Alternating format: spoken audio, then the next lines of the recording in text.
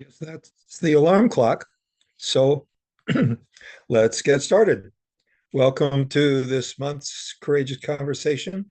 I'm Neil Dupree from Diversity Action Team, and Amy Levy and Amy from YWCA and Amy Flowen from uh, Community Action are also planners for this. Diversity Action Team and YWCA are nonpartisan.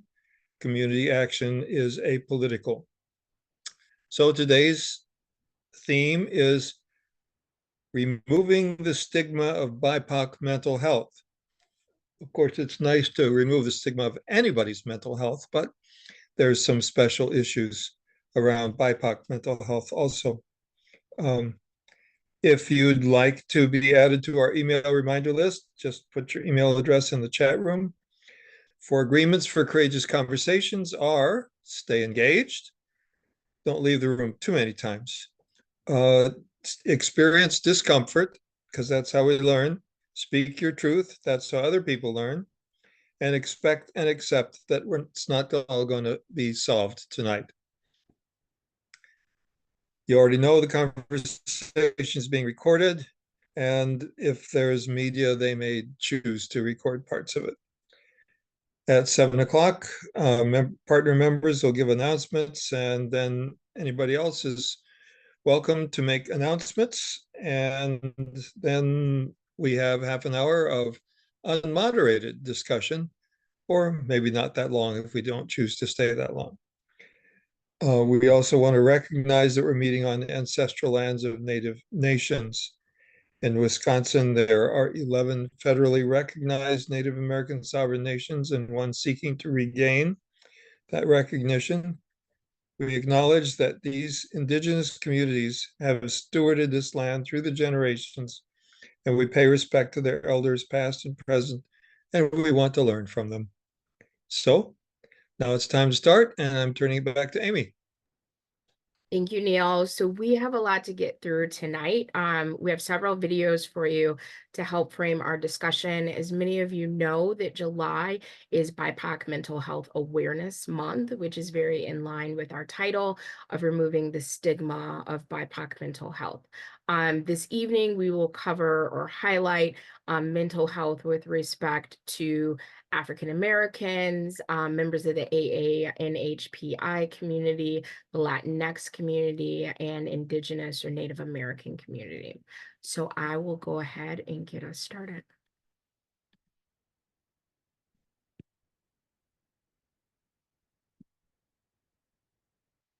Well, ladies, this is exciting. We're going to be talking about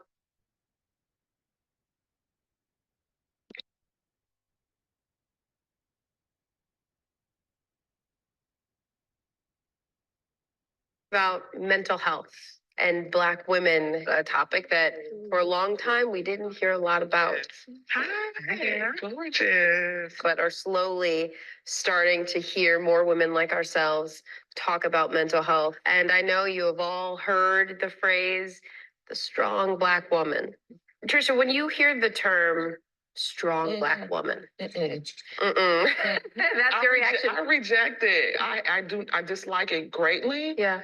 I reject it. I know that it has its roots in slavery, in plantation labor, chattel slavery. It is this stereotype that was placed upon Black women to box us in, to manipulate us, to make us not see ourselves as full divine beings, to push us. Strong Black woman, to me, allows so much time for abuse and manipulation, for not resting, for burning yourself out. Like, we really have to look at what's systematically happening that's making us be so, traumatized by our pace of life. And so the strong Black woman has never been anything I've ever related with. Superwoman, I want rest, I want ease, I need help, help me now. I want help. And so I really like to dismantle and pull back the veil around that term. Like, we shouldn't be claiming it. It makes me think of a Malcolm X quote 60 years ago. Malcolm X said, the most disrespected woman in America is the Black woman. The most unprotected person in America is the Black woman. 6 decades later, there are many people who would say not much has changed. And so when you think about the strong Black woman trope and the impacts of that. And how do you feel about that? I 100% believe that we need to remove the idea that every Black woman must be a strong Black woman. The problem is that I don't think we've yet decided what Black women can be in this space that's left behind from that space. And the idea is be yourself. Who is allowed to be themselves in this world, you know, especially Black women? And I mean, and I have to also highlight the fact that as a Black trans woman, a girl denied of my girlhood in Birmingham, Alabama, and growing up, and the model of womanhood that I tried to emulate and follow was the strong Black woman. And now I'm suddenly in this new space. You know, do we have space for soft Black women, for emotional Black women, for Black women who aren't really good at their jobs, but are great as people and human beings? Are we prepared to make space, and not just make space for, but honor the humanity of Black women who don't really have much to contribute as far as a product, yet have so much to contribute as far as people? Dr. Williams, how often are these topics brought up in your office? These conversations, I'd like to say are common, but they're not. I was speaking at an engagement a few weeks ago, and a woman, you know, people come up and they ask you questions later. And she said, I think what you said was amazing, but can I ask you something? Who takes good care of you? And I said, you can't ask me that. She said, yes, I'm asking you. And I said, I can't say.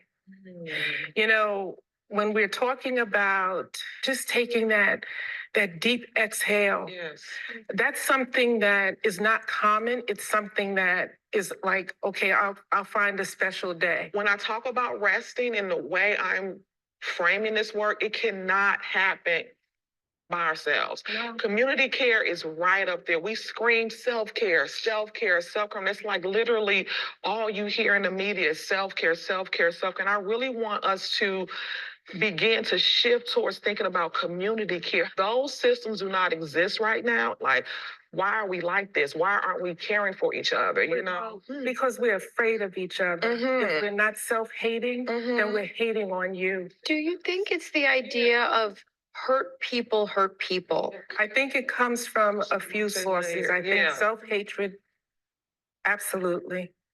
Jealousy, absolutely. My grandmother used to talk about crabs in the barrel. Yeah, we've heard that. We go up and you keep That pulling syndrome. us down. Yeah.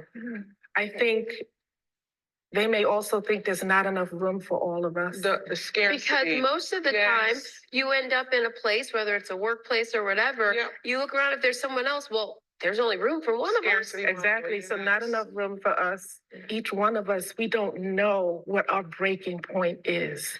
We look like we're all okay. My naivete is that I just inherently believe that if I look at you, if I look at you, and you look like me, it don't matter if there are slight differences or whatever. If you Black like we Black, if we Black, we good. Even if you can't see yourself in me the way I see myself in you, I will grant you that humanity. And I will still work for you. I will still fight for you. You know, we haven't even gotten to thriving yet. No. How do we thrive? Dr. How do you talk people into thriving? Right. Come on. Come on. Here, so. My grandmother, Right. she didn't think about her life. Neither did my mom. Yeah, And so this is really a new concept it is. for us, even in this time in our lives. So when we talk about trying to thrive, I think the underlying basis for all of this is that we inherently like who we are, It's good. and we will fight for who we are. That's how you thrive. Being proud of who I am and whose I am, and also letting myself fall. Yeah. Letting myself go, you know, in the past 2 years, deeper and darker than I've ever let myself go. That has been the key to it for me, of just saying, okay, well, Girl, I'm trying. Like, I'm trying. And no one can say that I'm not. When I think about other Black women in my life, like always boosting them up and letting them know that you are enough. You come with so many gifts and talent that just were given to you at birth that you have in you. And so those foundational key allow me to tap into spaces of thriving at many points in my life. I mean, this was such a powerful conversation. I think like you got to lean into the lows because that's where the lessons are. And that is what keeps you going to the next height. So thank you all for sharing so much. Hi, everyone. George Stephanopoulos here. Thanks for checking out the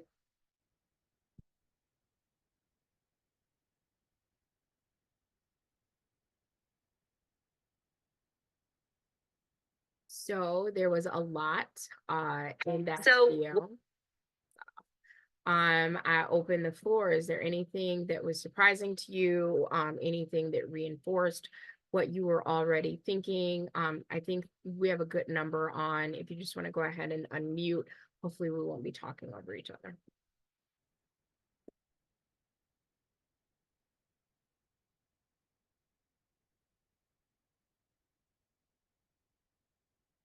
As we're thinking about remarks from that, I am placing the link for that video in the chat.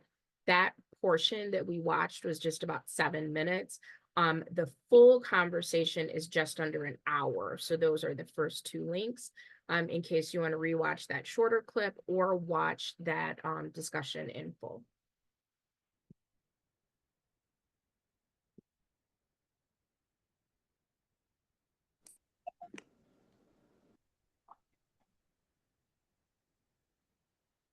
All right, we will move on to our next video clip, which I will put in the chat. Diane was raising her hand.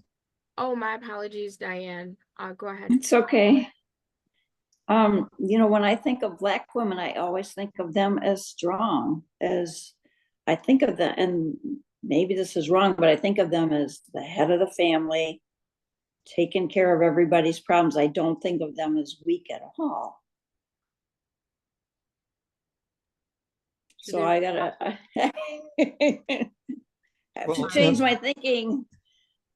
Well, I would say expand may be more accurate. I think that Black women are strong, like a lot of other women, and we're a lot of other things too.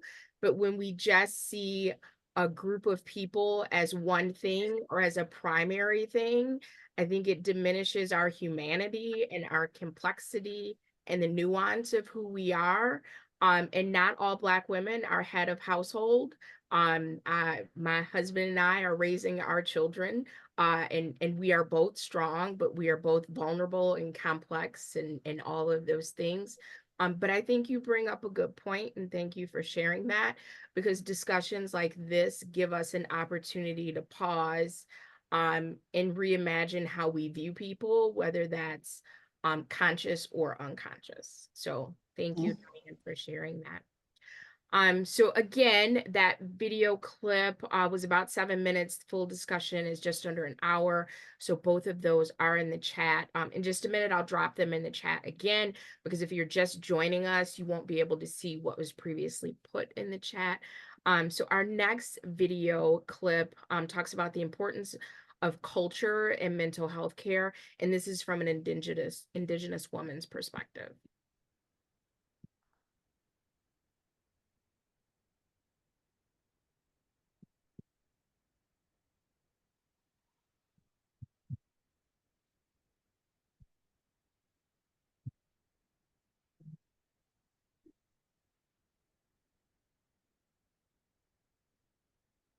I'm going to be very careful with what I say because I don't want to use any blanket statements, but I can speak for me and what I know, how the history of Indigenous folks and the trauma that we experience affects us.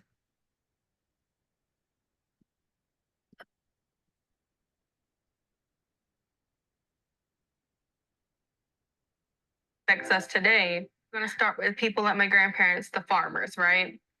So back then, there wasn't a lot of mental health awareness. And unfortunately, a lot of folks, not all folks, but a lot of folks, at least in my tribe, were impoverished, poor people.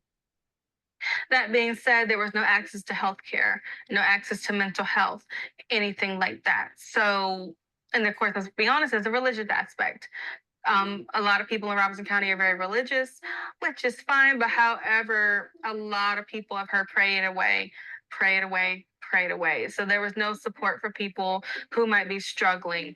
It was more so go to work, pray it away, get over it. And a lot of Indigenous folks, there's a lot of history out there about Indigenous people being erased, eradicated through medical means, whether it's eugenics or forced sterilization. So there's little trust in the medical systems that people have carried on generation to generation. So that being said, a lot of Indigenous people aren't going to go to a non-Indigenous provider for anything. So the fact that there aren't many Indigenous therapists, especially here in Greensboro, limits that, because that trust is not there, and it's not my place to tell someone just trust the provider, because their grandmother may have been sterilized. My great grandmother was sterilized without her permission. So it's very unfair for me to say trust your provider when mistrusting the provider has led to eradication in the past. When it comes to historical trauma and the things that we've experienced and how to move forward, I think that's a very loaded question. I think it's very unfair to tell somebody how to move forward or you should move forward, because some folks are still unfortunately experiencing injustice today. A lot of us are. It could be very subtle, it could be very aggressive, but it's still there. At the same time, it's about how do we navigate this world being proudly Indigenous. I think that's some of the challenges facing Indigenous populations today. And I'm going to be a little more specific in this answer as well. Is missing community. Some of us is missing home. And when I say missing home, I'm talking about us urban Indians, or us natives who were born and perhaps born and raised outside of our tribal communities. Missing that home, missing what tribal community looks like, feeling like you're less than because you're not from where your tribe is from. And then it goes into, well, you might be the only native in your school. You might be the only native in your church. You might be the only native in your community. And then it goes into that whole thing. Well, my great grandma was Cherokee, or did you know Pocahontas, or any of those things. Those are mental health challenges that we had to face because we're often questioned. Our identities are questioned, I want to say, more than anybody else. Because, especially here on the East Coast, a lot of my Indigenous folks, we don't look like your traditional Indigenous folks. As you can see, my hair is curly. And that is a product of colonization, right? But the history books and the way that kids are taught in schools is they're all supposed to look one way. So you have this person, first of all, they're away from their tribal communities. They're away from home. They might not have been raised at home. They might not know anything about their community. And then they come here and they're questioned again. That's a big challenge. That's a big struggle. Identity, I would say identity is one of the biggest struggles that a lot of us struggle with. How I am personally connected to my culture, and once again, unfortunately, you can't say this for everybody, but I was raised into my culture. Despite being born away from Robeson County, despite being raised in Greensboro, my mother was very intentional about us knowing who we are and where we come from. And my grandfather as well, that's where it came from. When my grandfather moved here in the 60s, he was told you had to be either Black or you have to be white. You can't be Native because, they're not going to accept you. And he refused that statement. And he says, I'm Indian, I'm Native, and I'm always going to be Native. So I have that luxury. I'm going to call it a luxury. I have that luxury and privilege to be raised that way when some other people did not. So, and then of course it goes into that whole thing of, well, if I wasn't raised in it, how can I be a part of it? But my advice is that it's never too late to reconnect. Some people feel like, it's been 18 years, 30 years, however long. How can I connect? I didn't know about any of this stuff for so long. It's never too late. If you want to go into your journey, I don't care how old you are, your rediscovery journey, go for it. The social aspect, we might socialize in person, but we got social media now. There are a million different ways for you to get out there and to connect with other Indigenous folks. I think it's important that I'm doing this work as an Indigenous therapist because I want to be the face for people who don't trust white providers, right? Who don't trust older providers, male providers. I want to be that space that allows someone to finally start trusting again. Because as an Indigenous therapist, what we do, the work that I do with my Indigenous clients is something that you cannot explain, cannot get from a non-Indigenous provider. And it's treatment that they would not have gotten otherwise because they would not have gone otherwise. I always tell people that therapy is a great option. I always want to fight for the accessibility of therapy. So unfortunately, it's really hard for me to say everyone should go. I want people to go, but then, I always acknowledge the power imbalances, the financial issues. I wish therapy was more accessible. But for those who do decide to go to therapy, it doesn't have to be, the sterile white wall experience where you're talking to the scary medical provider. I never treated it that way. A lot of other providers don't treat it that way. So I hope that folks can redefine therapy, redefine what they think it is.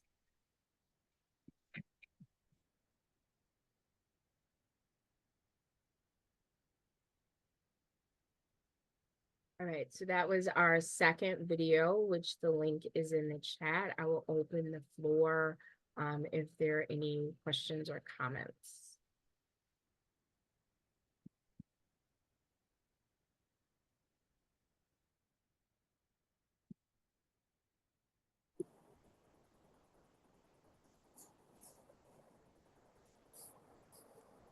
Seems like mental health has to do with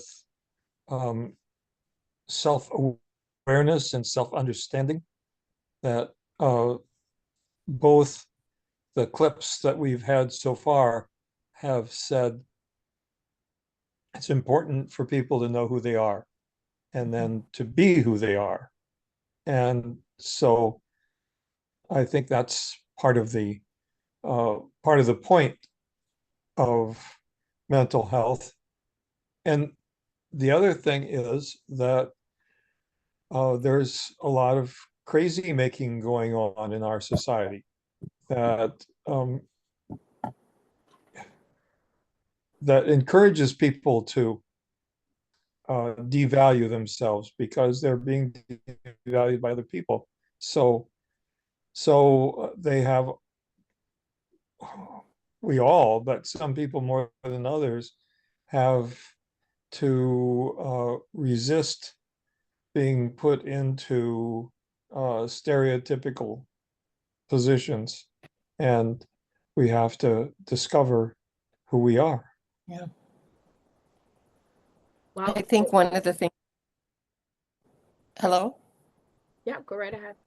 Well, I think one of the things that struck out for me was the comment, just move on, just move on.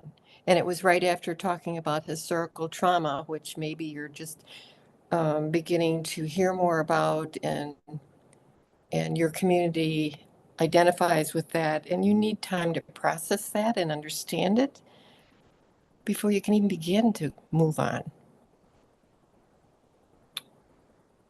Yeah.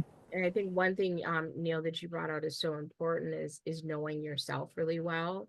And then that next step of being able to advocate for yourself, because unfortunately everyone isn't comfortable with doing that. And I think that if you are in a position where there's something you need assistance with, which is completely normal, all of us need assistance with things, but you are not comfortable to advocate consistently for yourself, that can make the situation even more difficult. All right, so our next video clip, I believe, is a really interesting perspective. It's entitled "Why We Need to Decolonize Psychology." So it's a little lengthy. It's just under 18 minutes long. I'll go ahead and put the link in the chat, and then we'll view it.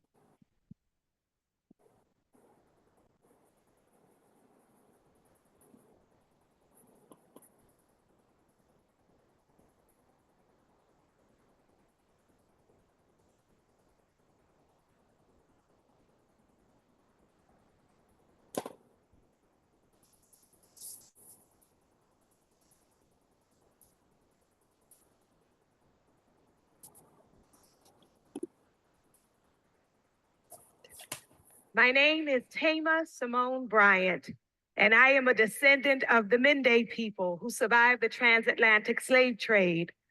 I want to acknowledge my ancestors whose exploited labor is the basis of this nation's accelerated growth, and whose genius and creativity have left an imprint in every industry and every field. I also want us to acknowledge the indigenous people who cultivated this land that we call Nashville. People like the Cherokee, the Seneca, the Shawnee, those who were forcibly removed but who continue to live today, cultivating land and legacy beyond our years. So here at the intersection of land and labor, spoken and unspoken truths, we gather. My first name, Tama, means queen. My parents, having lived through anti-Black racism, lovingly armed me with this name, recognizing that even people who underestimate me have to honor me when they say my name.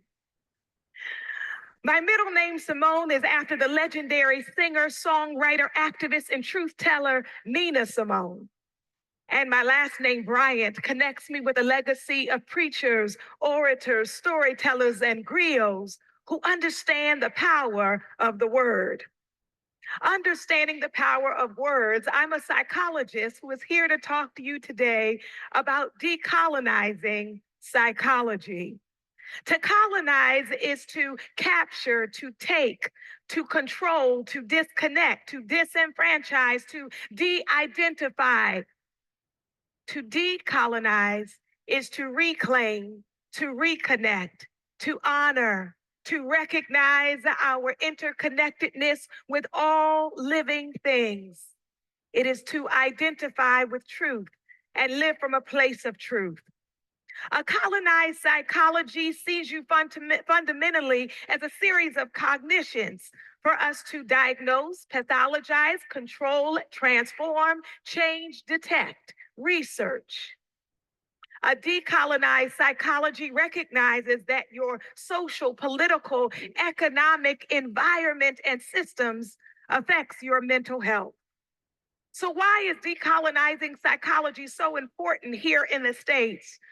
The American Psychological Association has documented that people of color are underrepresented in the field. In fact, they have found that 4% of psychologists are Black, 4 to 5% are Asian, 5 to 10% are Latino, and 0.3% are Native American. 1% indicate that they are mixed race or other. Even though we are underrepresented in the field of psychology, we are at increased risk for stress and trauma. In fact, the FBI found last year that hate crimes were at their highest for the past 12 years. And in major cities, hate crimes were up 39 to 44% last year. And so with the realities of racial stress and trauma, as well as other sources of stress and trauma, we need a contextualized psychology. When we take a global perspective, I'm reminded of a story that is told in Rwanda. In the aftermath of national trauma and terror, the people were brokenhearted and need healing. An elder reports that Westerners came who were mental health professionals and claimed they were going to help us heal. The elder reports, they said they were going to help us feel better. They came with no songs. They came without dancers. They didn't bring any storytellers.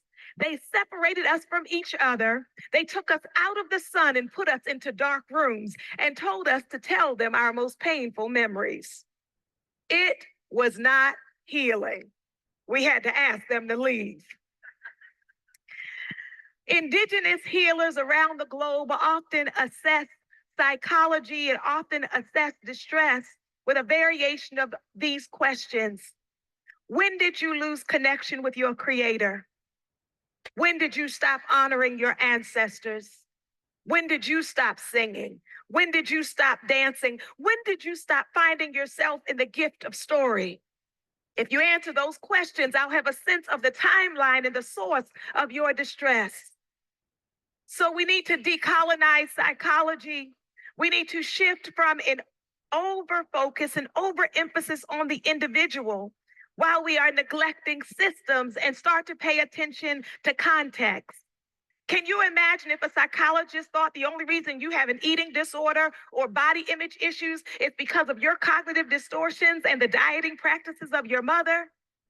As if we are not all bombarded with messages from the time that we can perceive that tell us how we are supposed to look and that present these narrow ideas of beauty that are based on Eurocentric, ageist, ableist ideas that often leave your beauty and mine in the margins. A decolonized psychology says that we have to honor identity, culture, heritage, history, politics, because all of those things affect our lives and our mental health. So to decolonize psychology is also to recognize that justice is therapeutic. Justice is healing. Not just taking deep breaths, not just journaling, but if we can shift some social systems, it would help a lot of us feel a lot better. So as we are looking to decolonize, we want to decolonize the intake process. We want to decolonize our interventions to be more holistic, and we want to decolonize our outcomes so that we are not just helping people to cope, but actually empowering people to be agents of change. So to decolonize the intake process, I want to invite you to come into my office. There's a blue couch here, a blue chair there, a palm tree over there, some instruments in the corner. You get the picture. And so I want you to sit in on this intake process with a fictionalized African-American family, which we'll call the Murphys. Mr. Murphy works in corporate America and is very successful at his job. And at the end of the day, he comes home, watches TV with the door closed until late into the night. Mrs. Murphy also works during the day, comes home during the evening, is in the kitchen preparing dinner, and then in the living room by herself watching TV late until the night.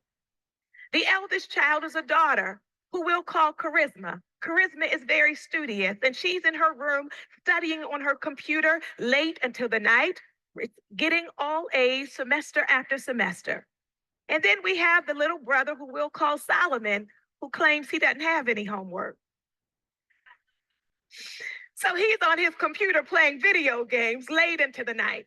So as a psychologist, I come in and we have to get the right questions so that I can formulate and have a case conceptualization, because my conceptualization of the case is going to lead to the treatment plan, and the treatment plan is going to lead to the outcomes. So the questions that I ask to frame your life help me to figure out what we are creating with our time together. So I asked Mrs. Murphy and I asked the family, what is it that they've come in for? And Mrs. Murphy volunteers because she was the one who decided the family needed to come. And she said, my family is just too disconnected. Everybody's doing their own thing. And I want us to be together more as a family. A colonized psychology would hear what I just shared and say, well, we need to ask the parents about their family of origin and what were the communication styles with them. And we need to talk to them about the value of communication and quality time. We can give them a handout. You all know psychologists. We have a lot of handouts.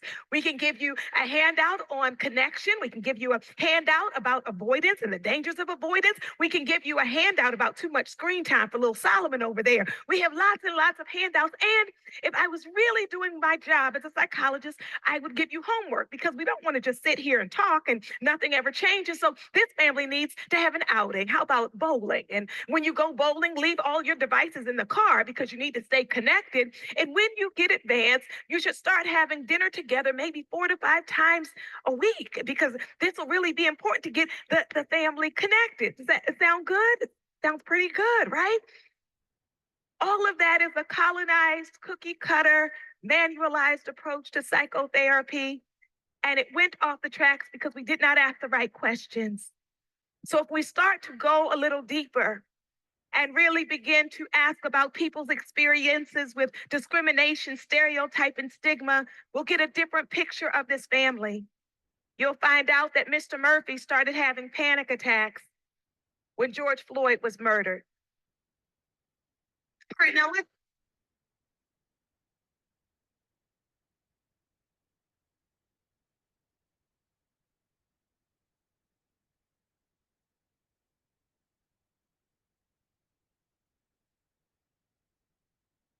Check out your dorm with 50% off.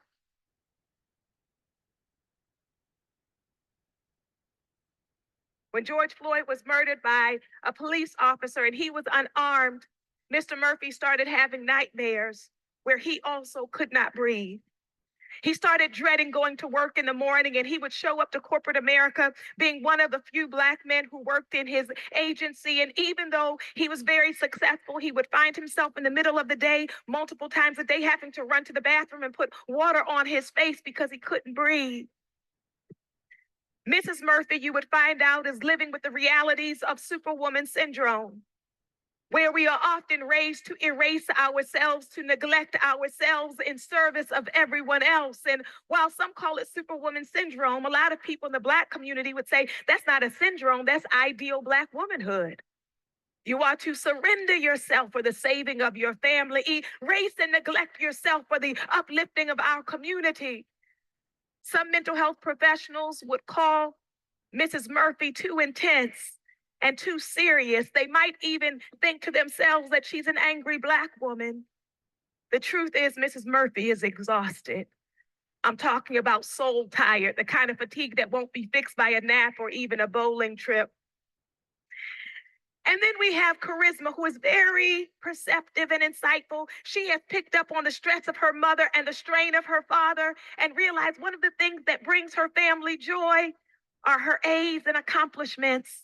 And so she gets lots of them and has immersed herself in perfectionism to not only relieve their pain and distress, but also to gain for herself some visibility.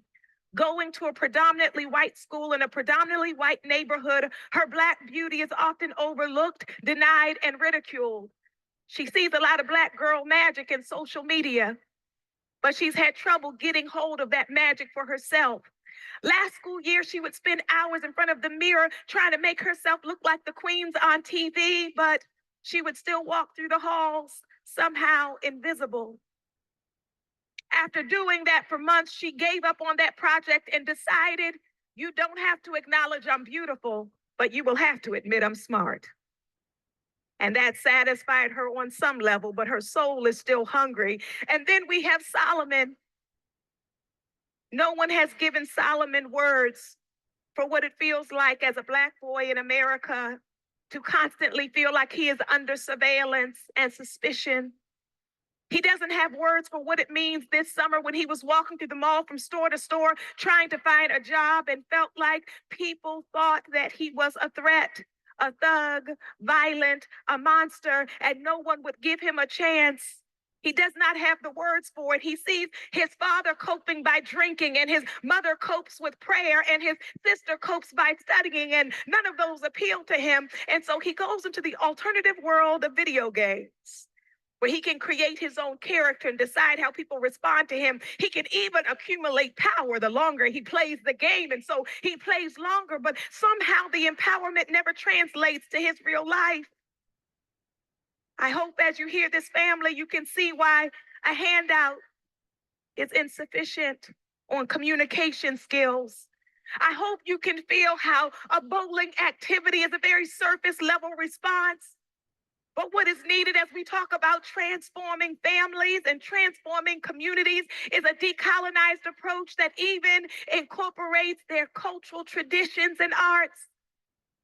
And so we start to sing a song I learned in Botswana.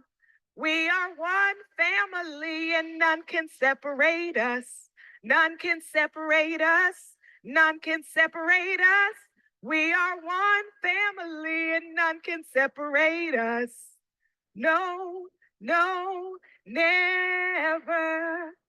And then because we hold stress in our body and strain in our body, we even start to move and to dance in therapy, y'all. In therapy, we start to move and to dance. And do you know that when Mr. and Mrs. Murphy start dancing, their children fall out laughing because they've never seen their parents dance before?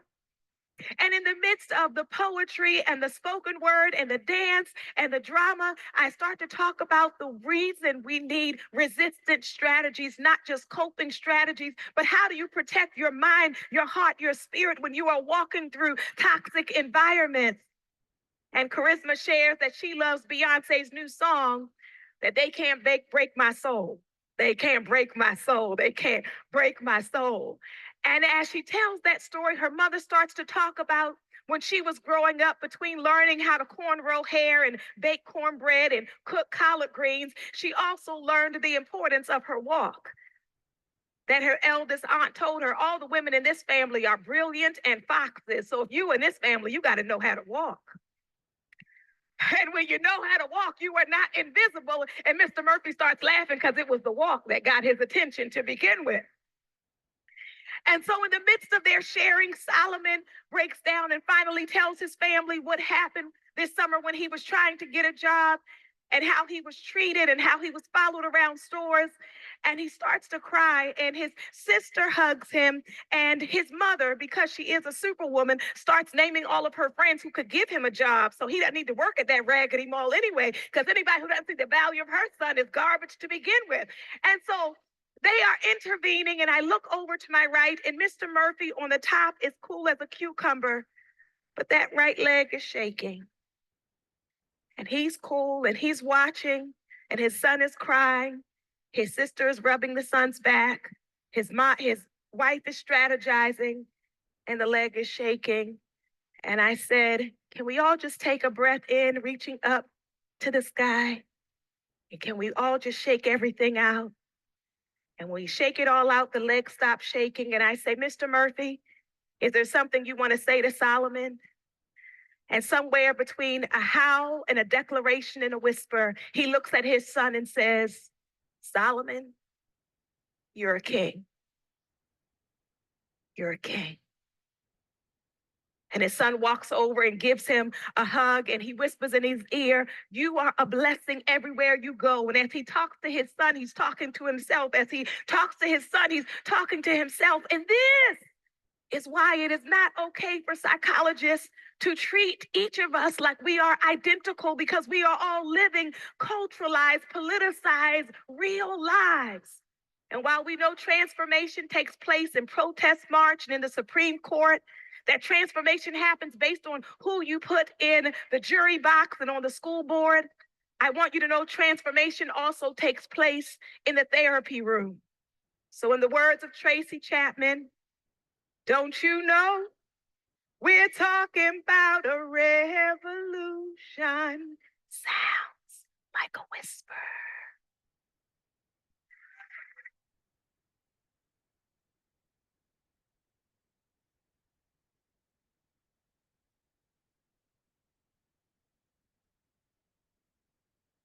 I think I might be speechless. That is the third time I've watched that, and I just think it's absolutely beautiful. I'm going to yield the floor. If anyone has comments or specific things that resonated, please go ahead and unmute and share. I'd like her to be my therapist. Me too. So Neil, I'm going to dig into that. Why is that?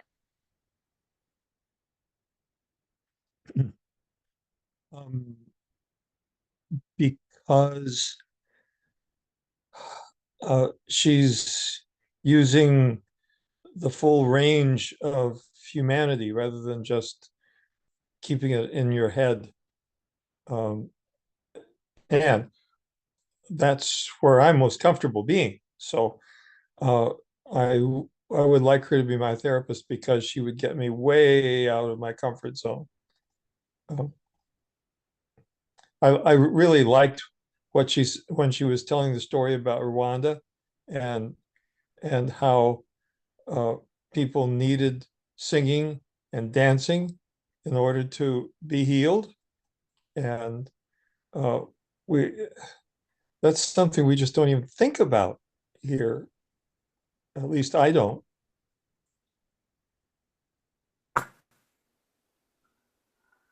Thank you for that, and thank you for letting me dig into your response. Janet, go ahead and unmute, please.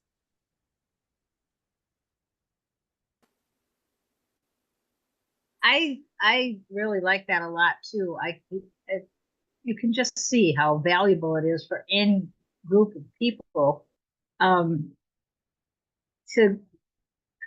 find someone who can look beyond what seems to be the real problem, which isn't really the real problem. It's just a surface thing. And I'm also wondering about the effectiveness of that kind of therapy, not only in like for home and family, but for groups of people who, within which there might sometimes be infighting or whatever disconnection. To heal that disconnection, I mean, you can't like wave a wand and make it go away, but the whole issue here is, it seems to me, is finding the depth and sharing the depth instead of being critical of the surface. So I could see groups benefiting a great deal with this kind of understanding and awareness. No, I agree. And if you think back to how she started the story of the family, with the singing of the song, I believe from Botswana, that we are one family and we can't be broken. So if you walk into it with that level of commitment, I think it could translate to a group or organization. But that's something that's rare to find. Think about a group that you belong to that may have infighting, as Janet brought up. Is there that commitment to collective healing and resolution? And I think that's the key.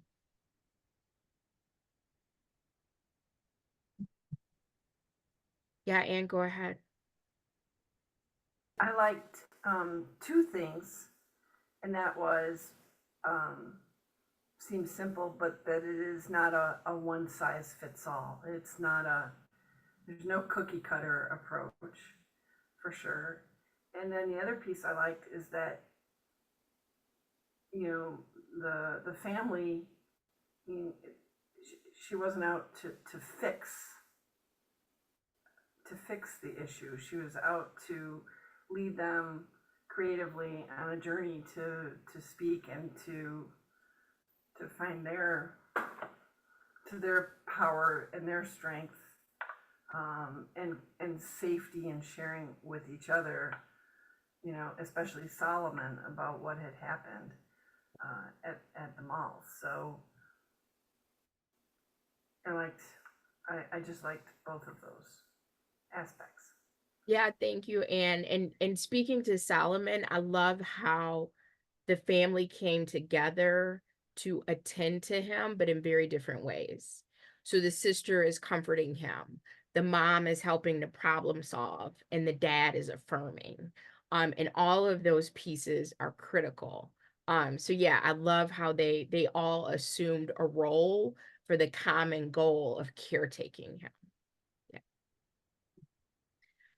All right, so we have a lot more amazing content to get to, and we're going to continue the conversation. The next clip, which I'll put the link in the chat, is called a brief but spectacular take on Asian American mental health. And so this is just under 3 minutes. And we will pause to chat about that before we roll into the next video.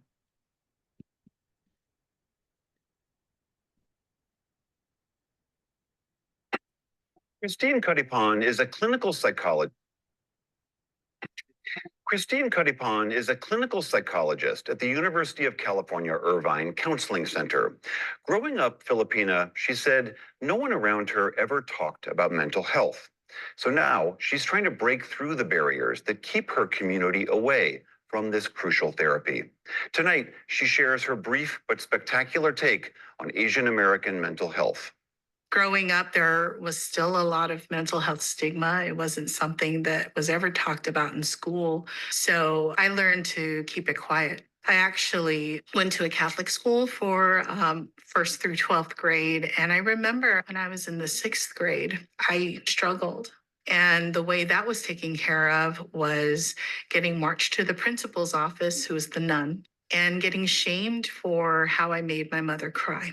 Part of my desire and my passion to do this work is so that one Filipina girl doesn't have to feel the way that I did.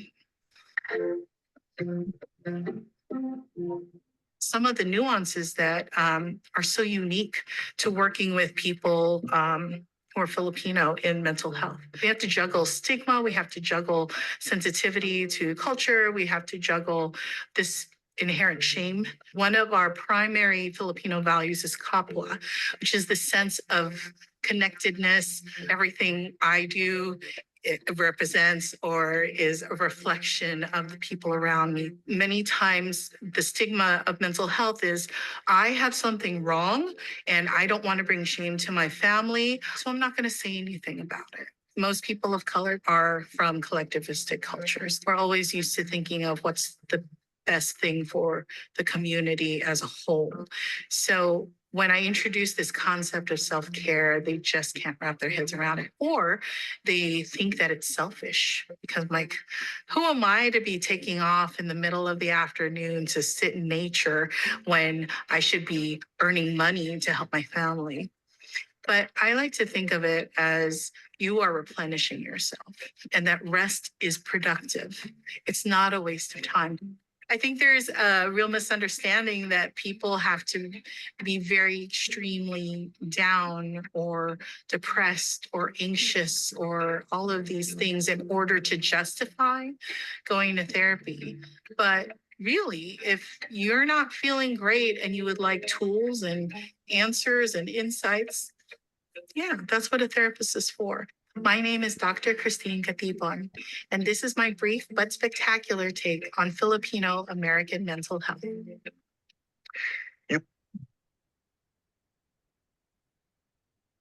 All right.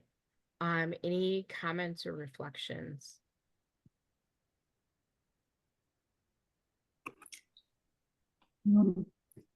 Yeah, I'd like to speak on that. It's you feel guilty for taking care of yourself, and I think a lot of people feel that way. But you know, when you go on a plane for a trip, they always say you take the oxygen first, because if you don't have the oxygen, you're not going to help anybody else. No, I think that's a good point, and I like what she said about you don't have to wait until you're in crisis. So I can't get out of bed or I can't function. That if you're feeling off, then it is okay to check in and find out what's going on.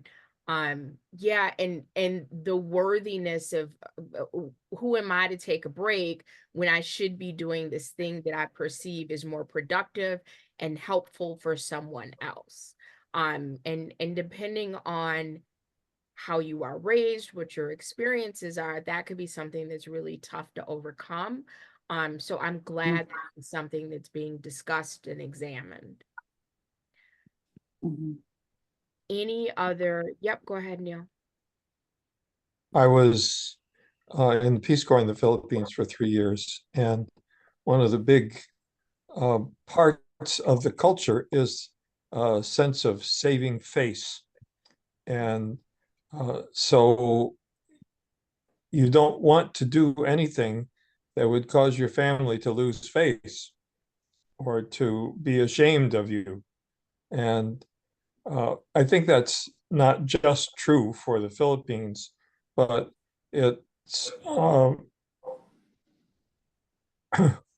lot of people are in denial of issues that they're struggling with, partly because they don't want to make a big deal out of it, or because they don't want the rest of their family to feel ashamed about it. No, thank you for sharing that perspective. All right, so the next video clip, there are people talking in the clip, but some of it is you're gonna have to read it off of the screen. So just wanted to give you a heads up. This one, you not that we aren't, but you want to pay attention to the screen so you don't miss parts.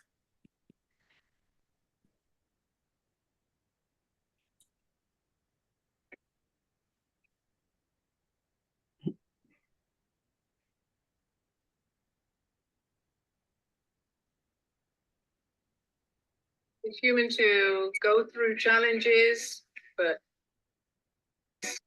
know that you will get through them. So you're going through, staying, you're going through. It's human not to know. We all have to go back. We all have to start at kindergarten, oftentimes, many times a day, but it's okay. It's human to seek pleasure and to struggle. It is human to simultaneously feel joy for someone else and grief for yourself.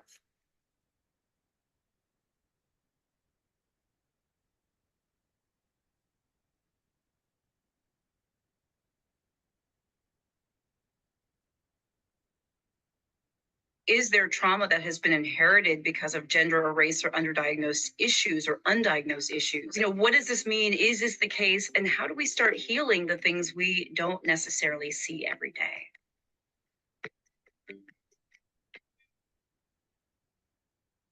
Absolutely. That inherited piece we call intergenerational trauma.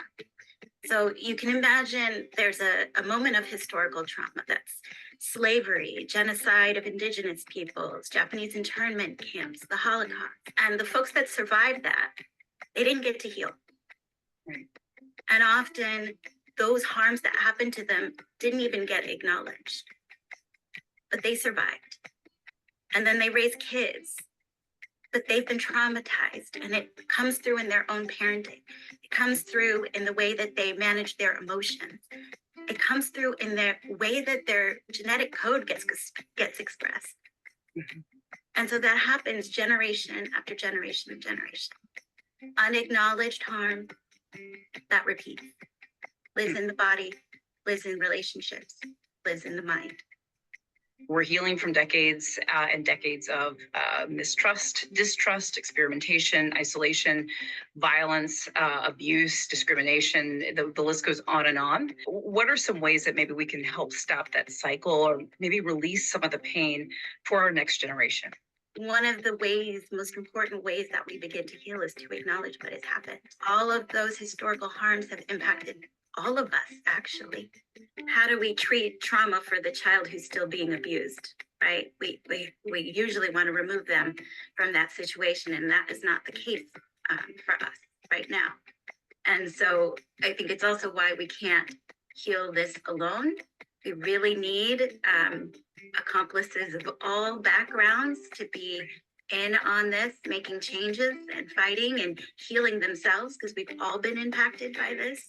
You can't be a bystander to abuse and not be impacted, right? So, but when it comes to Black and brown folks in the community healing from all of that, I think, again, it happens when we are together in community.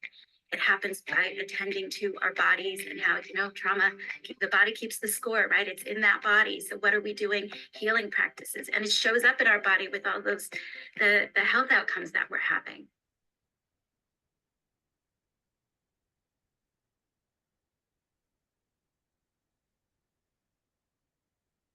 Found that with depression, one of the most important things you could realize is that you're not alone.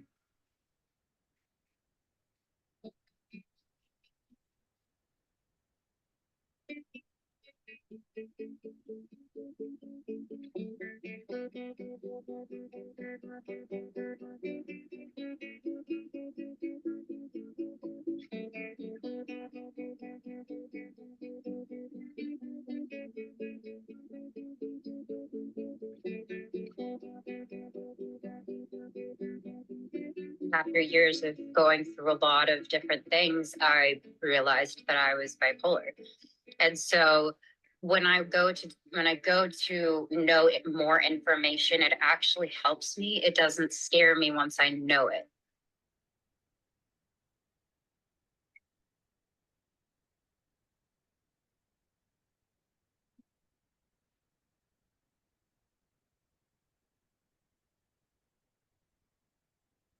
I found myself checking into a treatment center for depression.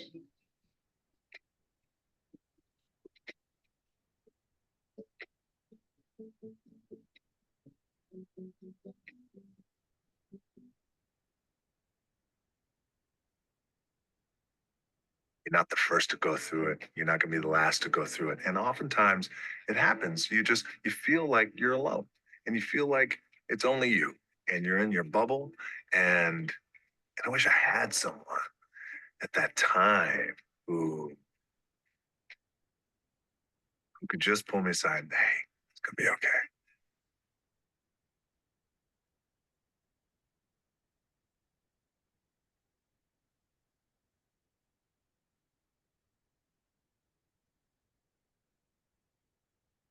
It's a birthright, but it's been stolen from Black boys and men, that they get to hurt and ache and be afraid.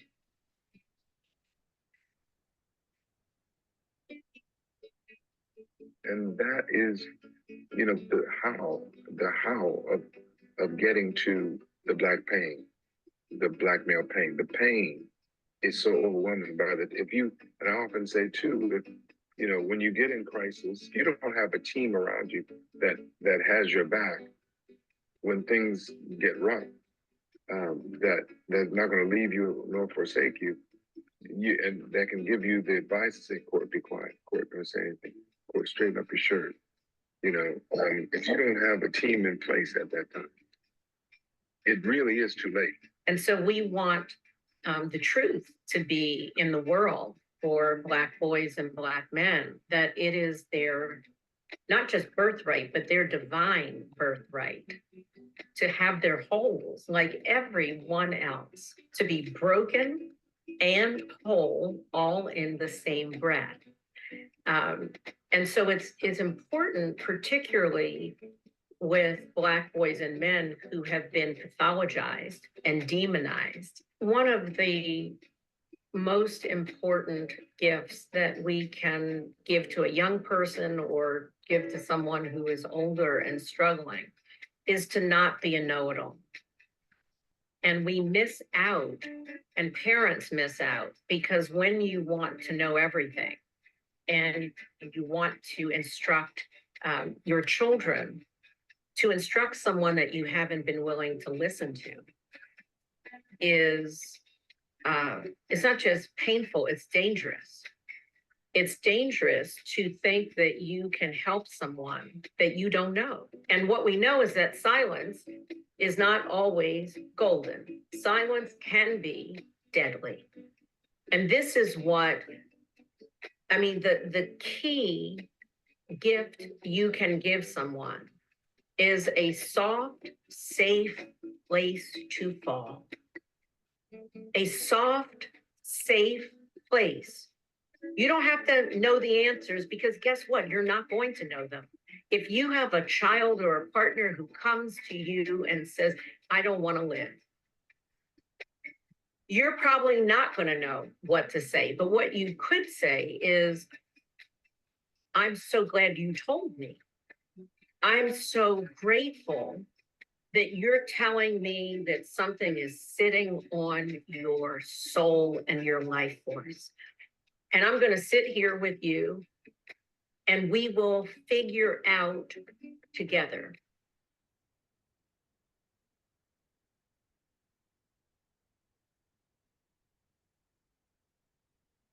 At this point, when we're talking about PTSD, we can no longer just say post-traumatic stress disorder.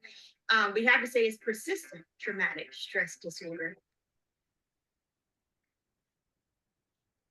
Because persistently within the society, we're continuously placing obstacles in the way of the most marginalized communities. We're continuously placing obstacles in the way of those that have been disenfranchised for generations in different forms of the word, right? And that persistent traumatic stress disorder, that the weakening of the foundation of our nation, will be the greatest challenge that America has to overcome.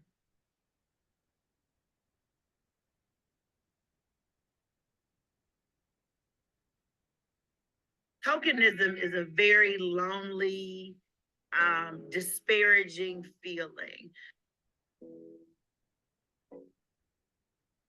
I actually was just having a conversation with a friend of mine who's also a provider And we had a conversation about what it really looks like to be forced to sit in racism and the effects that it has on one's mental health.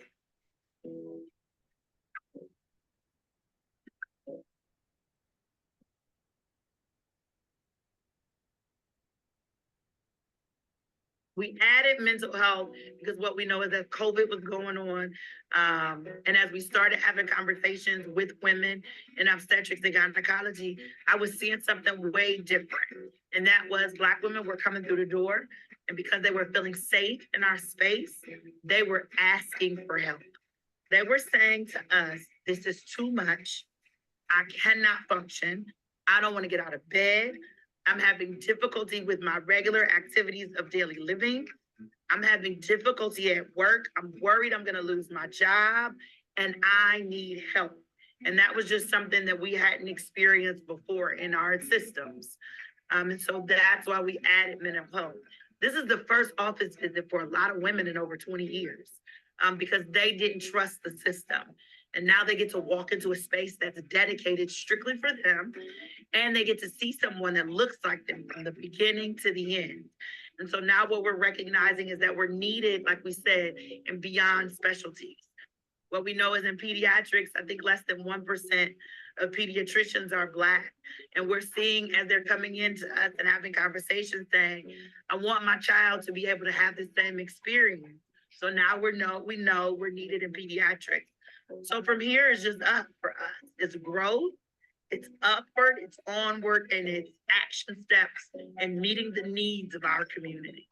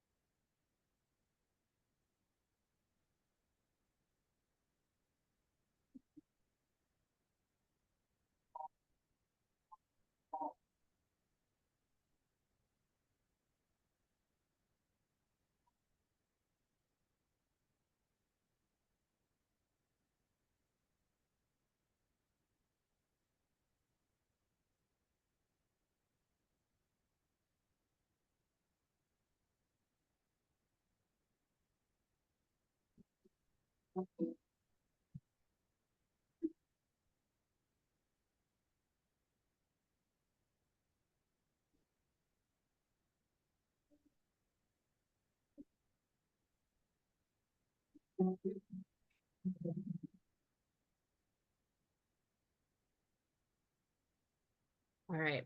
So any questions, comments, any reflections on the latest video?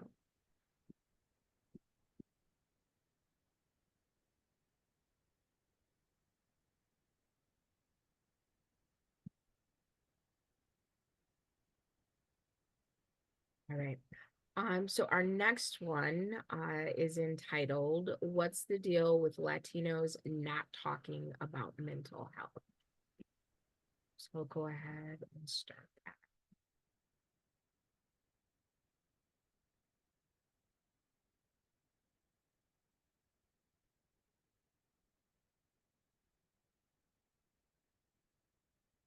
Because we're gonna take hours drive. Yeah. After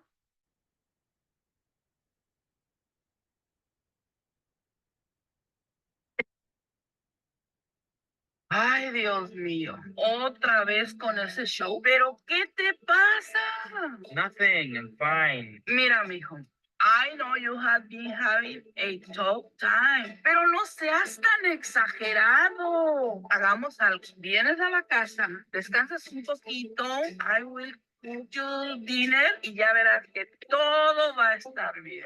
It's not that easy. I've been talking to my psychologist and she La psicóloga esa, pero si tú no estás loco, te mandamos a la universidad. And suddenly, everything is about self-care, therapy, and all of this white people nonsense.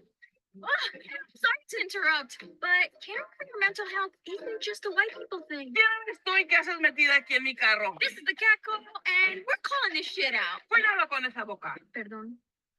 Why is it hard for Latinos to talk about mental health? Well, there are a lot of factors at play, but there seem to be two major hurdles. One, cultural stigma. Sure, mental illness is generally stigmatized by everyone, but culturally, Latinos seem to perceive mental health care as a luxury or an indulgence rather than a necessary part of our health, which is why your tia thinks that going to therapy or taking medication for mental illness is a rich white people thing. Cultural stigma is one of the reasons why Latinos are actually less likely to report mental illness. My mother hid that she was seeing a therapist for me when I was younger, and my father has been very anti-therapy until today in his 60s when he sees his own therapist. I can't help but feel that my parents hid and hesitated going to therapy for the same reason that I may not always speak so openly about going to therapy myself, because culturally, we're taught that those of us who seek help somos locos or acomplejados. We're taught to be stronger and push through the pain, and that seeking help in forms of therapy or medication is seen as weakness. Plus, add on the expectation that if our parents and our grandparents have suffered so much without any outside help, then why can't we? And this stigma contributes to why only 27% of Latinos with a probable need for mental health care reported that they would seek treatment versus the 40% of white non-Latinos who would. So where does this stigma come from? This stigma is only further perpetuated when there's a serious lack of Latino psychologists to normalize the field and make it culturally accessible for our families. In 2013, only 5% of psychologists identified as Latino. That's super small. You mean there are more Latinos who voted for Trump than there are Latino psychologists. And Lord knows we can all use a little more therapy now than ever. Pero yo no voy a los doctores. No tengo fe en ellos.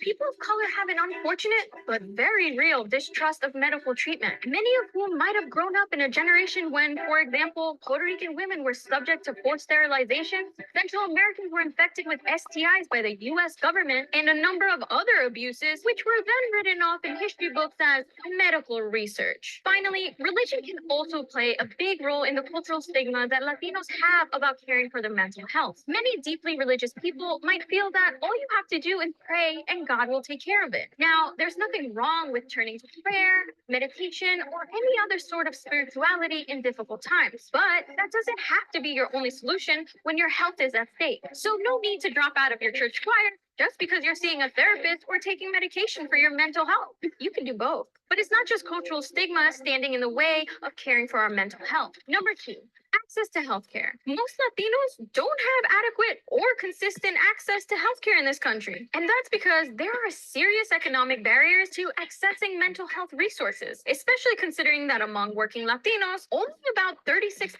have jobs that provide insurance coverage. That means Latinos are actually more likely than white non-Latinos to hold a blue-collar job that doesn't provide health insurance. This might also be why in 2014, it was reported that only about 36% of Latinos with depression received mental health care, while 60% of white non-Latinos dealing with depression got care. When a minority of Latinos have access to sufficient health care, sometimes you're forced to put a price on your health. And if you can't afford it, it's tough to find a solution. Need an example?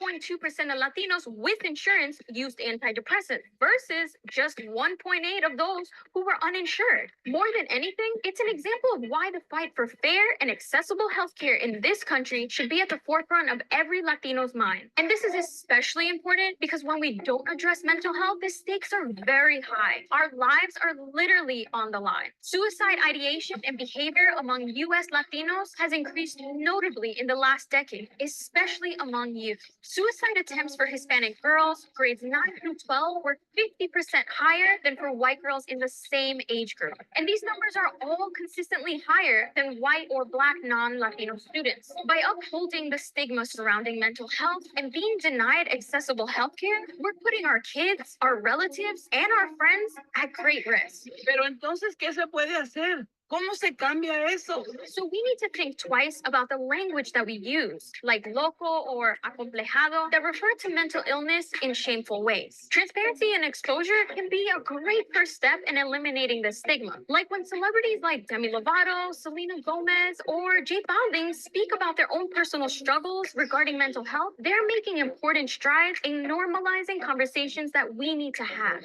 Años atrás, cuando tuve mi primera depresión, yo decía que jamás iba a ir a un psiquiatra porque era para locos, hasta que fui y me ayudó muchísimo. Hay que dejar eso tabú que los psiquiatras son para los locos, busca ayuda, que tú no estás solo. See a therapist at least once a week, mainly for my high functioning anxiety which has paralyzed me literally and figuratively speaking in the past and sometimes still to this day. I never thought I needed to go to a therapist because, well, I've survived this long without it, so who cares? But having friends who were open about their own mental health care, like my friend and mental health advocate, Dior Vargas, made seeking a therapist a lot more accessible and way less scary. We also need to fight this idea that only wealthy white Americans deserve health care. Everyone deserves to be healthy, physically and mentally. But the reality is, sometimes Latinos have to go above and beyond to find accessible and appropriate care. So it's important that we have resources and services specifically centered to Spanish speakers, Latinos, or non-citizen patients. Organizations like the National Hispanic Family Health Helpline or National Suicide Hotline offer bilingual services in Spanish. The Puerto Rican Family Institute and the American Society of Hispanic Psychiatry has a list of Hispanic and/or Spanish-speaking doctors across the country. Therapy for Black Girls is also an amazing resource. Remember that until we have more Latinos represented in shaping health policy and in the mental health care industry, we're gonna have to keep fighting the stigma that Latinos don't deserve better. ¿Cómo te fue en la terapia hoy? Good. Dr. Gomez Asai, ¡Qué linda! we're wondering if maybe you can come with me next week. ¿Yo? ¿Pero por qué? ¿Sabes qué? No hay ningún problema. Ya ves, te dije que no soy terca. Well, we can talk about that in therapy. Can I get a ride home? ¿Cuánto tiempo tienes aquí metida? Oh, well, long enough to know that maybe we should make a stop at the car wash. Get out! Also no riding. Yes, get out! This episode was a little heavy, but thank you for sticking through it. But I got a question. All right. So that had a fun, youthful vibe to a very serious issue. Any reflections?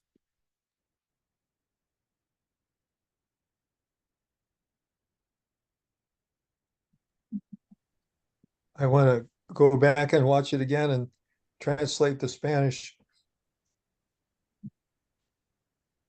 Well, I want to ask if, Amy, in your search for these videos, if you found anything about the issues with Native Americans.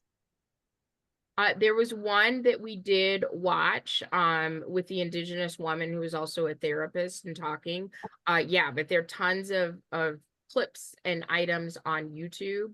So if you go into YouTube and put in things like the importance of Indigenous mental health or Native American mental health, I'm sure you'll pull up several resources. Thank you. No problem. All right, I'm a little bit torn because I have 2 more videos that I want to show you and not enough time for both. So I'm going to put this next video in the chat and then share a resource with you. So many of you may be familiar with the actress Taraji P. Henson. She has formed a foundation called the Boris Lawrence Henson Foundation. It's named after her father.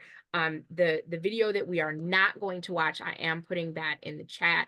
It's about 7 minutes long. Disclaimer, she does use the F word about 3 minutes in. So if you are listening around small ears, I just wanted you to be aware of that. I am also going to put the link for the foundation into the chat if you have interest and a little bit of time. in the near future, please go ahead and check that out. Just a few things that I want to point out from that. The website offers assistance for finding a therapist. They also offer 5 free therapy sessions through their mental health and wellness support program. I suspect that those are virtual. They have items on there like scholarships for aspiring African-American mental health professionals. There's Wellness Wednesdays and BLHF. Again, Boris Lawrence Henson Foundation Wellness Pods, which I thought were interesting. The Wellness Wednesdays are once a month. BLHF brings an integrative wellness and psychoeducational hangouts to HBCUs nationwide, offering engaging programs for college students. If you are not familiar with HBCUs, those are historically Black colleges and universities. And then the wellness pods are structures that bring hassle-free access to mental health. So a physical place for mental health sessions to happen. And those will be placed in non-traditional spaces, conveniently located where African Americans gather. So the plan is to start putting those wellness pods, so physical places where mental health services can be sought, again, on HBCU campuses. So I think that is very innovative. Also, other things on the resources on the website, African American Cultural Humility Training. You can sign up for that. There's a thing called the Unspoken Curriculum, and it's how students perceive themselves in respect to our society, and considering examples of Black students who learn to value athleticism over intelligence, or white students who observe unfair criminalization of their Black classmates, and how those two specific experiences may manifest in the classroom setting, and what we can do to deconstruct the negative harm associated with those. So again, it's the Boris Lawrence Henson Foundation. The website is in the chat, so check that out if you are interested in additional information. So what we will— Did I hear you say something about humility training? Did I hear that right? Yes, I think you I must have. did. It What? is African American Cultural Humility Training. And the blurb that's available on the websites to deepen your understanding of the unique worldview and experience of African Americans and its impact on mental health and treatment. So delve into the complexities of cultural nuance that shape well-being while developing the ability to recognize and address cultural blind spots. So again, that's called African American Cultural Humility Training. And more information and to access that training is available on the Boris Lawrence Henson Foundation. And again, the link to that website is in the chat. So we will conclude our time together. The video I found is just over 4 minutes, so we will have time to reconvene and chat before we give announcements. But it's a social experiment on mental health stigma. Prepare to be touched. I'm going to put that link in the chat because you'll probably want to rewatch this or to share this, and I will queue up the video so we can watch it together.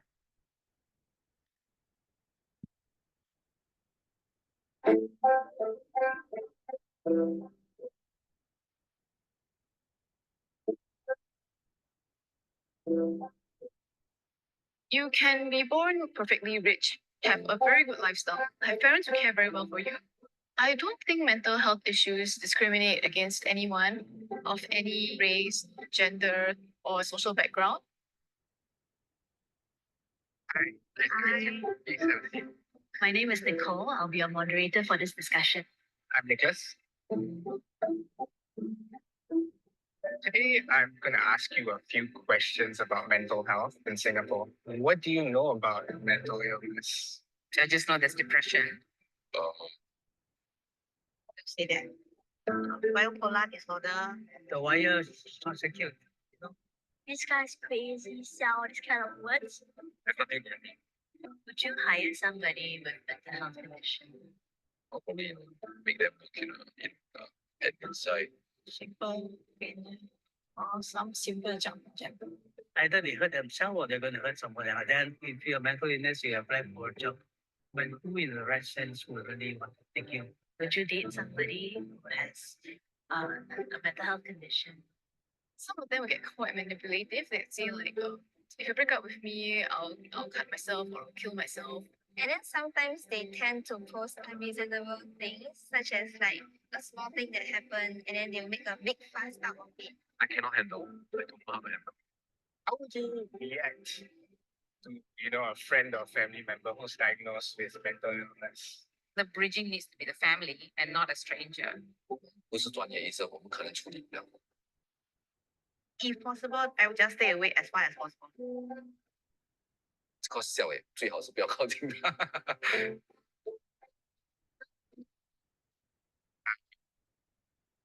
I didn't introduce myself fully. I suffer from clinical depression. I was clinically diagnosed with depression. I'm living in recovery. And I overcame it. I wrote a letter that I would like you to read out to me.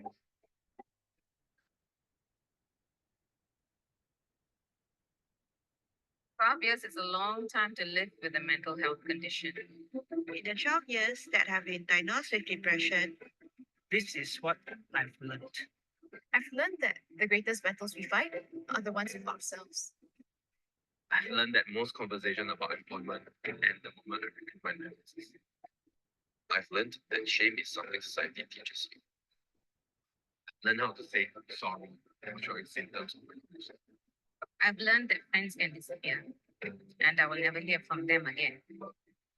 I've learned that family doesn't always know how to support you, no matter how much you need them. I've learned that hope is a little voice that whispers maybe. I've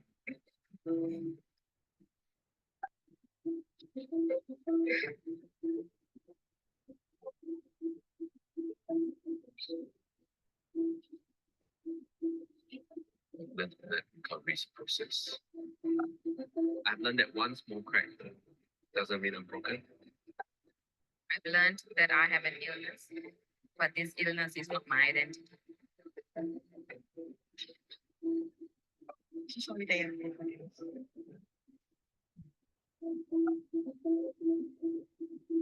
So,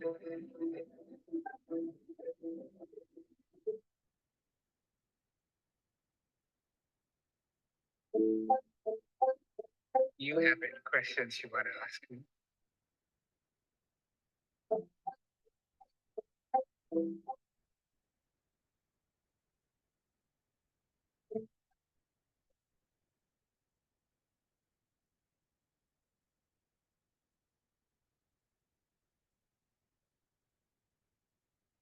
All right. I just think that was so powerful, and how when we get to know people and hear people's stories and lead with compassion, it changes everything about our countenance and our interaction.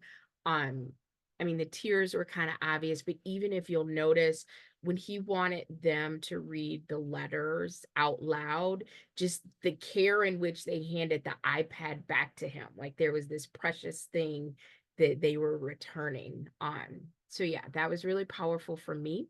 I'm going to stop talking so you can give any reflections or anything that resonated for you in that video.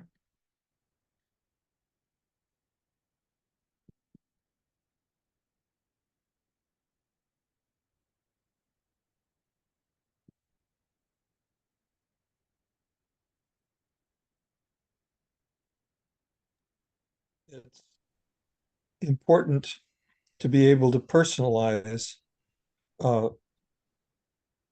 some concept. If you're talking about it in the abstract, it's a whole different thing than if you're talking about a person that you know or that you've just met. Right. All right, we have arrived at 6:59. Neil, do you have any announcements?